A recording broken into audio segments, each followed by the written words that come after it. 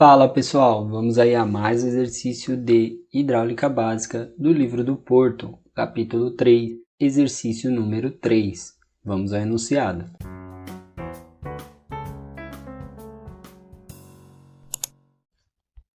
Uma adutora de 500 mm de diâmetro, 460 metros de comprimento, em aço soldado revestido de cimento centrifugado, liga dois reservatórios mantidos em níveis constantes. Determine a capacidade de vazão da adutora quando o desnível entre os reservatórios for de 3,50 metros, nas seguintes condições. Letra A. Desprezando as perdas de cargas localizadas na entrada e na saída da tubulação. Letra B. Considerando tais perdas de cargas localizadas, adotando os seguintes coeficientes de perdas: K de entrada igual a 0,5 e K de saída igual a 1. Bom, para facilitar aí o entendimento, vamos fazer uma representação do nosso problema.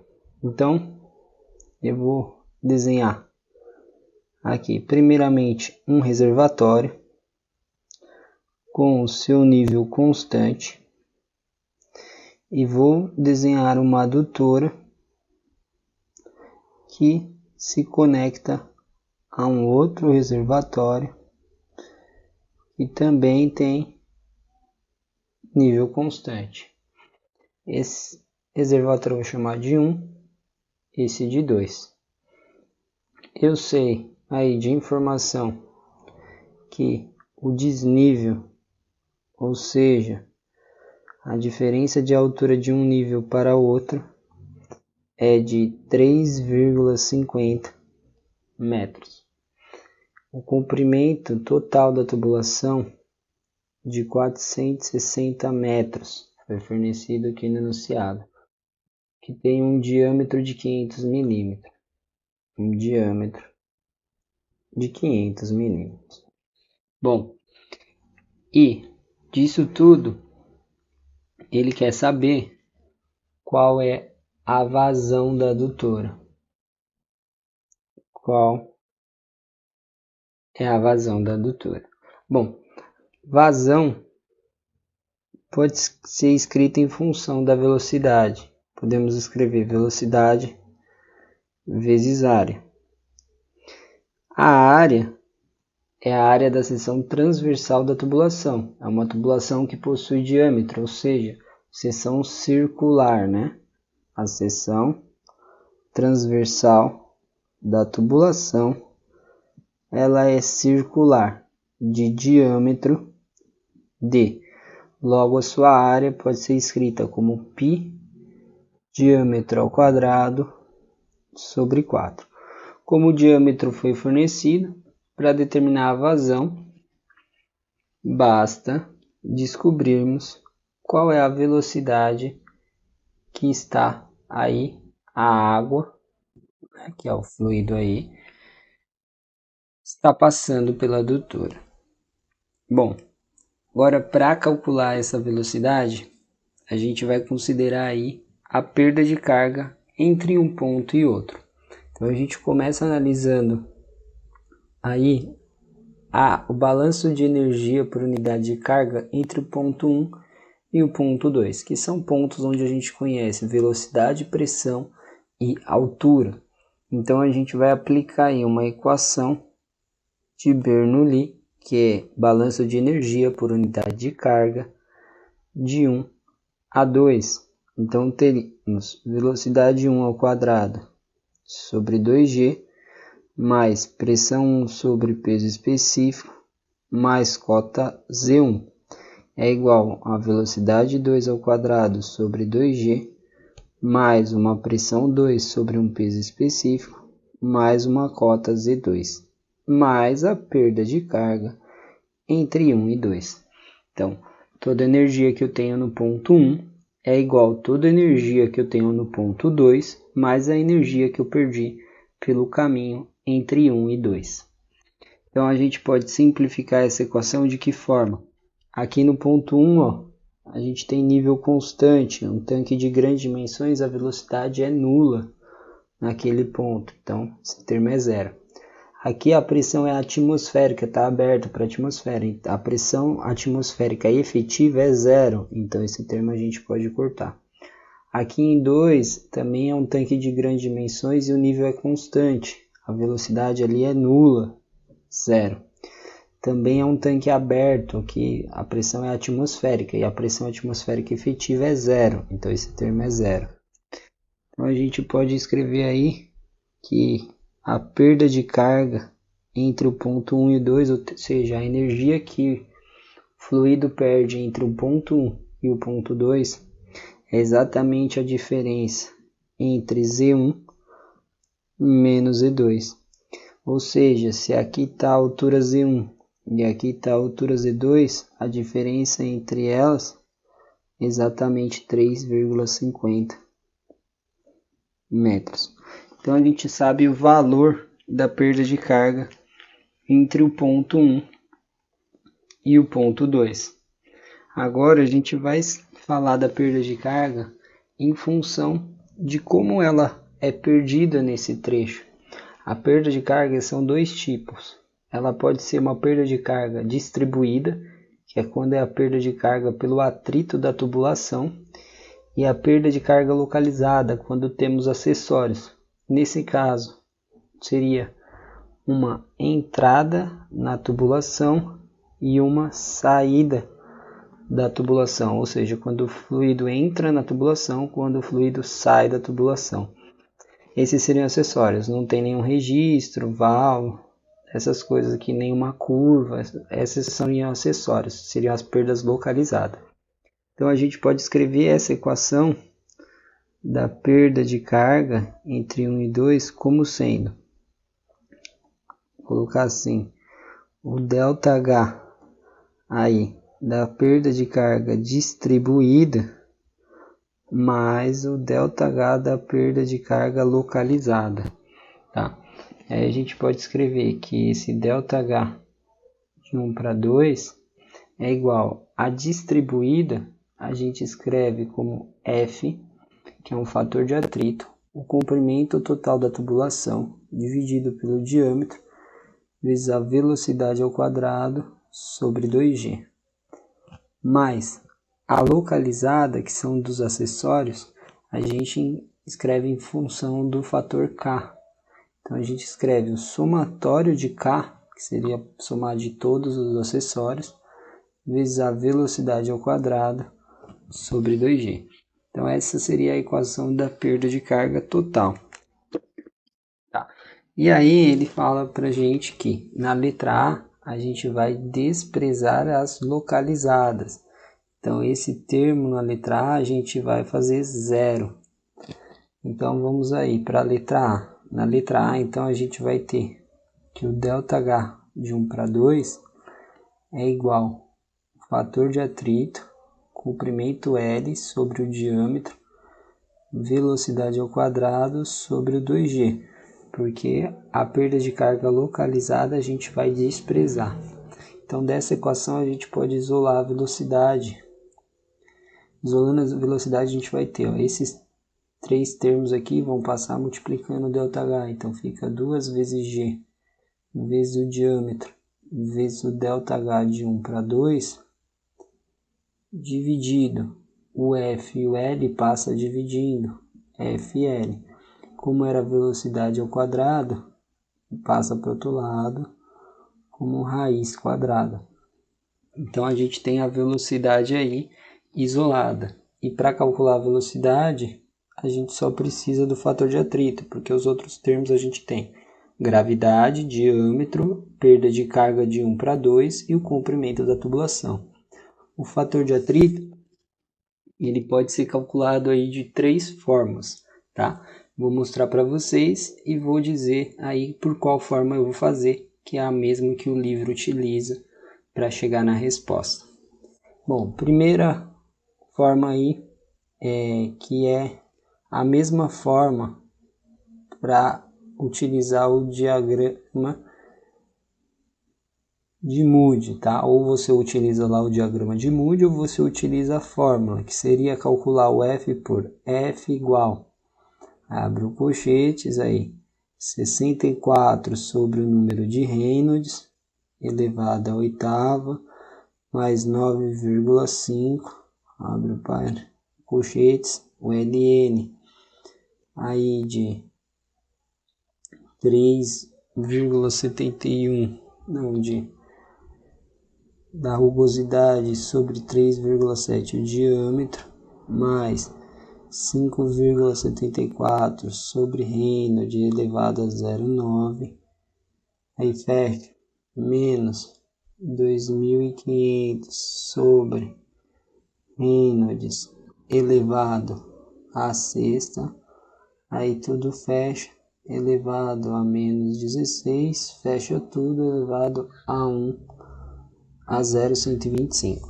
Então essa primeira equação pode ser utilizada, só que o que acontece? A gente teria que fazer tentativa e erro. Por quê? Porque ela depende do número de Reynolds, né? E o número de Reynolds depende da velocidade, do diâmetro e da viscosidade cinemática. Depende da velocidade. Então, a gente tem que chutar uma velocidade, calcula o Reynolds, calcula o F, compara, aí calcula a velocidade aqui e vê se dá igual à velocidade que a gente chutou. E faz esse processo até que se torne igual, você vai achar o valor de F correspondente, achou V, calcula aqui. Então essa é a primeira forma aí, tá? Que é a fórmula de Swim, a equação mais recente utilizada para calcular o fator de atrito. Vale para tubos lisos, rugosos, sistema transiente, aí todas as condições aí vale essa fórmula que é a do gráfico de Moody. Aí poderíamos também calcular esse fator F considerando tubulação rugosa, tá? Se a gente considerar uma tubulação rugosa, essa aqui, para quem quiser referência, essa é a equação 2.41 do livro, tá? A tubulação rugosa, a gente poderia utilizar a fórmula que 1 sobre a raiz de F, fator de atrito, é igual a 2 log aí de 3,71D sobre a espessura. Ou seja, daqui direto a gente já calculava o valor de F, né? Se a gente isolar o F na equação aqui, essa equação aqui é a equação 2.34 do livro. Se a gente isolar o F, inverte, né? Ali 1 sobre a raiz, desse lado a gente inverte, fica 1 sobre 2 log de 3,71D sobre a espessura. E para tirar da raiz a gente eleva ao quadrado. Aí calcula o F direto, já calcula o V e já calcula a vazão. Tá? Seria aí outra forma. E a terceira forma é pela tabela A1. E essa tabela ela é baseada na equação de Swim-Gen,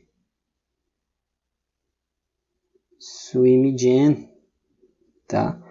Esse cara, o Swim, também foi o cara que desenvolveu essa equação para o gráfico de Moody. Essa equação ela é dada por F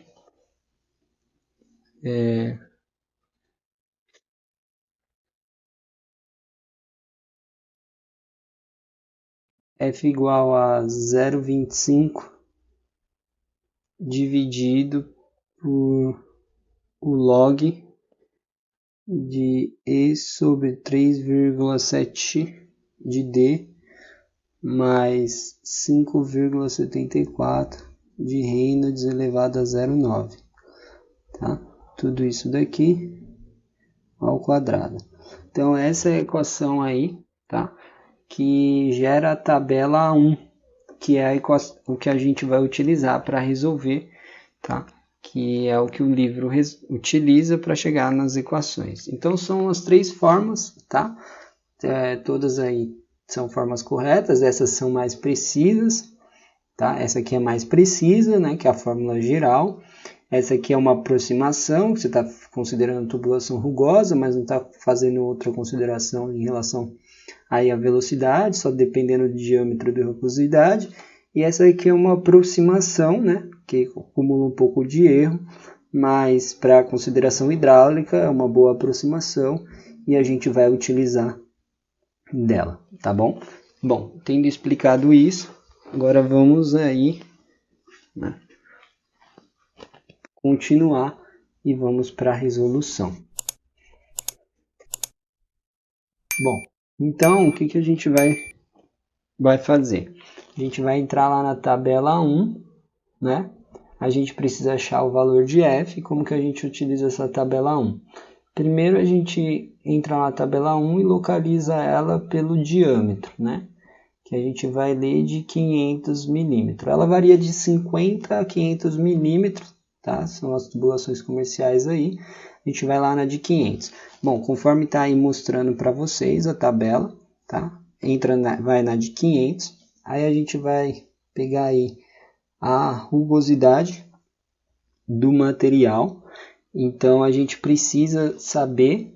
Então a gente pega aqui, ó, o aço soldado revestido de cimento centrifugado. A gente vai lá na tabela 2.2 e vai encontrar 0,10 milímetros, tá? Isso é tirado da tabela A, da tabela 2.2. 0,10 milímetros para o aço soldado revestido de cimento centrifugado. Então a gente aí entra na tabela na coluna de E a gente adota uma velocidade qualquer. Tá? A velocidade varia entre meio e 3 e pouco, 3 e alguma coisa, para velocidade média, tá? de escoamento da água, seria aí o fluido hidráulico, né? Então a velocidade a gente chuta o valor, eu vou pegar 1 metro por segundo, vocês podem escolher o valor que vocês quiserem. A gente entra a velocidade 1 metro por segundo, vai na coluna de E vai encontrar o valor de F. Primeiramente, um valor de F aí, de 0,0155. Pegou esse valor de F, o que a gente vai fazer? A gente vai calcular o valor de V pela equação. Então a gente tem 2 vezes a gravidade, 9,8, vezes o diâmetro que é 0,5, né, que é 500 milímetros, deixando no SI. O ΔH de 1 para 2, que é 3,5, e vamos dividir pelo F, que é 0,155, vezes o L, que é de 460. Tá? E aí a gente calcula primeiramente essa velocidade e encontra o valor de 2,19 metros por segundo. Bom, 2,19 metros por segundo não é 1, então a gente não mega isso aqui. O que a gente faz? Arredonda esse valor para o próximo.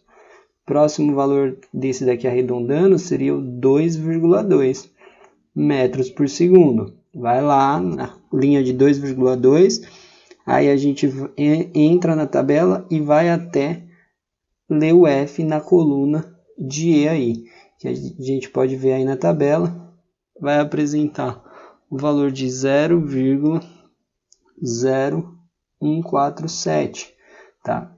Com esse valor de F, a gente calcula um novo valor de V, que vai ser a raiz quadrada de 29,8 vezes 0,5 vezes 3,5 dividido por 0,0147 vezes 460. Se você quiser fazer essa conta aqui, ó, já e deixar um valor aqui dentro, dividido pelo F, você já pode deixar que facilita, né? Simplificado ainda mais ali. Eu quis deixar tudo literal, que aí serve para qualquer exercício, não ficar preso nesses valores, tá?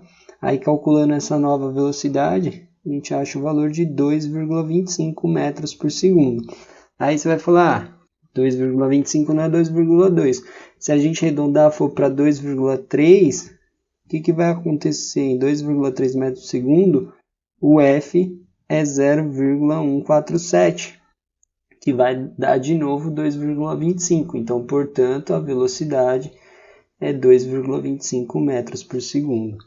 Achou a velocidade? Agora a gente tem a vazão. Então, vazão que é 2,25 metros por segundo vezes aí π, o diâmetro é 0,5 para ficar em metro, né? Pega o 500 e divide por 1000 ao quadrado metro quadrado dividido por 4.